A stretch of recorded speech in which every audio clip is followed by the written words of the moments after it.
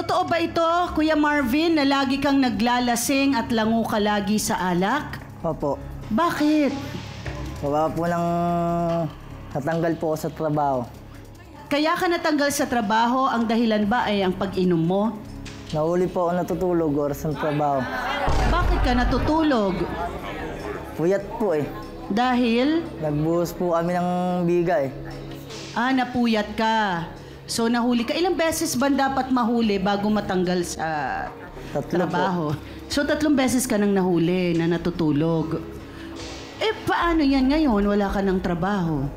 Nag-apply po sa truck ng basura. Okay, pero ang problema ni nanay mo sa'yo ay ang pag-inom mo.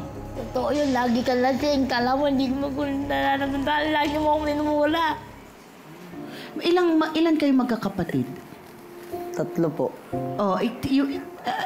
Pangalawa ka? Lagi mo minumula sa bahay. Sabi mo, mamatay na ako. Bakit mo sinasabi yun? Minsan po kasi, pag nagiinuman po kami ng mga kaibigan ko, tatawagin niya para kumain. Sabi ko, busog pa po ako. Babatuyin niya rin po ako ng upuan. Kaya nasagot ko siya noon, namura ko siya. Nasabihan ko po siya ng ganon. Isang beses lang ba to? Humingi ka ba ng patawad? Nag-sorry ka ba sa nanay mo? Lagi niya inuulit sa akin. Lagi.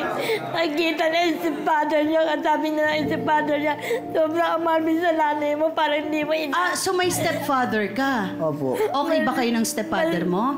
Alam mo po ng stepfather ko, sabi po ng stepfather ko, pag nagiinom anak mo, pabayaan mo na lang, uuwi naman yan. Hindi mo tatawag-tawagin mo eh. Para baka mabagaan niya ka.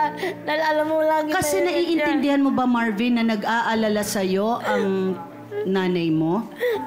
Oo, nag-aalala sa'yo ang nanay mo. Ngayon, dahil hindi natin naiintindihan, ang tingin natin sa ating mga magulang ay makukulit lang na gusto lang tayong pigilan sa mga bagay na akala natin nagpapasaya sa atin talaga.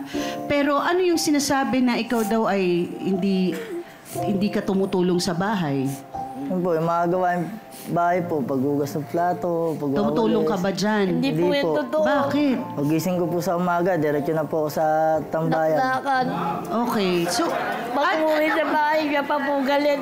Kaya sabi ni stepfather niya, bakit ka ganyan sa nanay mo, Marvin? Ikaw yung panggalit, naghanap buhay nga, mama niya, nangihingi na lang. Oo, naku Marvin, kailangan nating mag-usap ng mabuti, nangihingi na lang ha? po kami kung saan-saan nung makakain. Kasi meron kang nanay na nahihirapan sa ginagawa mo. Dahil wala ko kami Tapos, 25 anyos ka na. Anytime, pwede ka nang magpamilya. Hindi ka pwede mag-umpisa ng ganon kung wala kang plano sa buhay mo at wala kang ambisyon. Okay?